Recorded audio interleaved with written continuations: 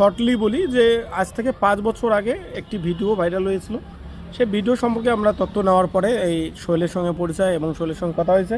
সে তখন আমাদেরকে কথা দেয় যে ভাই আমরা এই জগতে আমি নাই, আমাকে প্রলোভন দেখিয়ে একটি ভিডিও তৈরি করে নেয় 20-30 হাজার টাকা দেওয়ার কথা বলে।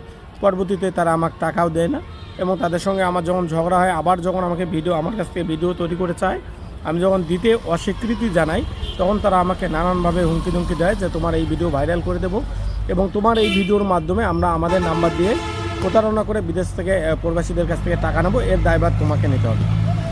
তখন এই বিষয়টা নিয়ে আমরা সাধারণভাবে আলোচনা করে আমরা পরবর্তীতে এই বিষয় নিয়ে আর এগিয়ে যাইনি। কিন্তু কয়েক মাস থেকে আবারও সোহেলকে সেই প্রতারকরায় এবং এলাকার কিছু কুচক্রী মহল যারা বারবার এই ভিডিও দিয়ে তাকে হুমকি ধুমকি দিচ্ছে যে তোমাকে টাকা দিতে হবে, হলো তোমার এই ভিডিও ভাইরাল করবো, তোমার ক্ষতি করবো, এই করবো। তো আমি বলতে চাই ভাই, একটা খারাপ মানুষও যদি ভালো হতে চায় তাকে মানুষ ভালো হওয়ার সুযোগ দেয়। আর সে তো কর্ম করে খাচ্ছে, আর সে যদি প্রতারণার সঙ্গে জড়িত থাকতো তাহলে তো এই ভিডিও সে নিজেই আমার কাছে আসতে দিত না। সে চাচ্ছে এটা থেকে প্রতিকার। অতএব আপনারা কেউ এই ভিডিও দেখে কোনো টাকা পয়সা দিয়ে প্রতারণার শিকার হবেন না, হলে এর জন্য দায় সোহেল। এবং আপনারা দয়া করে একটি মানুষকে ভালো হওয়ার সুযোগ দিন, তাকে বিরক্ত করবেন না। ধন্যবাদ। আসসালামু আলাইকুম, আমি মোহাম্মদ সোহেল। আমি একজন কৃষক ফ্যামিলির সন্তান। আমি দীর্ঘদিন যাবৎ প্রায় 5 থেকে 7 বছর যাবৎ আমি ঢাকায় কনস্ট্রাকশন বিল্ডিংয়ের কাজ করি। দেখা যাচ্ছে এলাকা থেকে কিছু ছেলেপেলে আমাকে ঢাকা থেকে নিয়ে এসে তারা বলে যে এই সবার কাজকাম করে খাওয়া লাগবে না, এত কষ্ট করে খাওয়া লাগবে না, আমরা তোকে একটা সিস্টেম দেখিয়ে দিচ্ছি, তুই বাসায় বসে বসে খাইতে পারবি।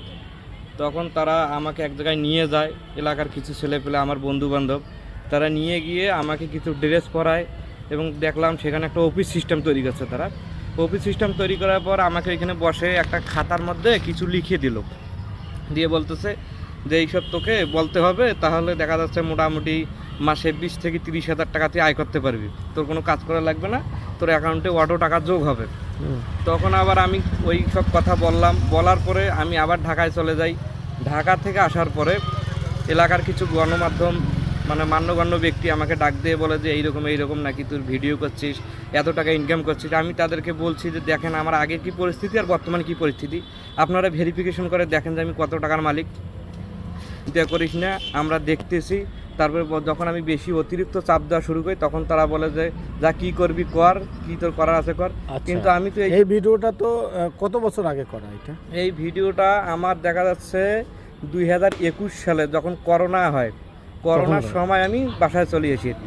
করোনার সময়ের কথা প্রায় 4 বছরের মতো হচ্ছে আর কি। আপনি যে যারা এলাকার গণমাধ্যম অন্যতম ব্যক্তির ঘর, দেখা যাচ্ছে অনেক ধরনের লোকজন আমাকে বারবার বলে আসছে যে তুমি টাকা ইনকাম করছো, তুমি আমাকে 10,000 টাকা দাও, 5,000 টাকা দাও। যখন আমি বলি যে আমি তো এখনও ঢাকায় কাজ করি, 20, 25, 30 হাজার টাকা আমি টাকা পাই, তখন তারা আবার বলে যে টাকা না দিলে আমরা এই ভিডিও ভাইরাল করবো, এর কাছে দিচ্ছে, ওর কাছে দিচ্ছে, নানানভাবে হ্যারাসমেন্ট তৈরি করতেছে আর কি।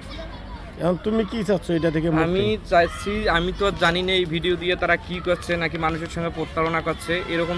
আমার একটাই কথা, যেখানে আমি দেখতেছি বা আমি এই ভিডিওর সঙ্গে আমি কোনোভাবেই জড়িত না, বা আমি একজন ছোট বা কৃষক ফ্যামিলির সন্তান, গরিব ফ্যামিলির সন্তান, আমি কোনোভাবে এইসবের মধ্যে অ্যালাউ না। আপনাদের সঙ্গে যদি কেউ এইসব টাকা পয়সা দাবি করে, কেউ টাকা পয়সা দিবেন না, কারণ আমি এইসবের মধ্যে একদম জড়িত না। এখন যেহেতু দেখা যাচ্ছে নানান এআই এর মাধ্যম দিয়ে কি করতেছে, হয়তো আমার সঙ্গে এরকম কিছু ভিডিওটা এডিট করে চেয়ারের মধ্যে বসাই দিয়ে বলতেছে যে আমি ভিডিও কলে কথা বলতেছি, কিন্তু আসলে আমি কোনোভাবেই ভিডিও কলে কথা বলতেছি না।